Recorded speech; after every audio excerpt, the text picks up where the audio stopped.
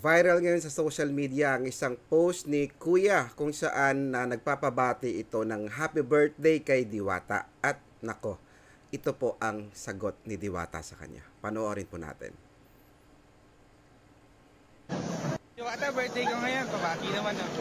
Lipas din yan, kuya. Ayun guys, ang sinagot ni Diwata sa kanya, ulitin natin guys ha. Diwata, birthday ko ngayon. Pabaki naman yun. Lipas din yan, kuya.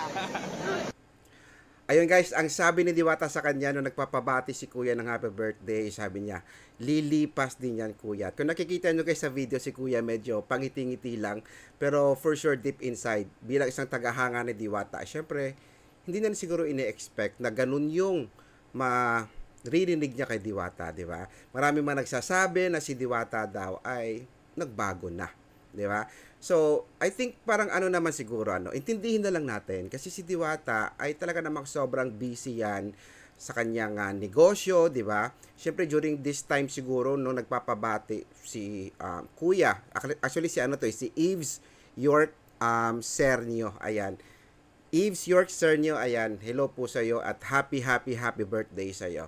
Ayan, yun guys, intindihin na lang po natin si Diwata dahil alam naman natin na sobrang busy talaga yan. At sana sana sa akin lang, sana hindi magbago si Diwata at saka sana stay humble ka pa din Diwata sa lahat ng mga blessings na nare-receive mo ay talaga namang alam naming lahat na deserve mo yan. Pero wag mong kakalimutan na lahat ng mga fans mo at lahat ng mga pumupunta dyan sa'yo ay talaga namang alam naman natin na maliban sa pares ay ikaw ang pinupunta dyan. Kasi alam nila na ikaw ay isang inspirasyon para sa aming lahat. At sana stay humble at keep your feet on the ground. Ayan. At God bless you more. At kay Kuya naman, Kuya Eves, ako na lang pong babati sa iyo ha.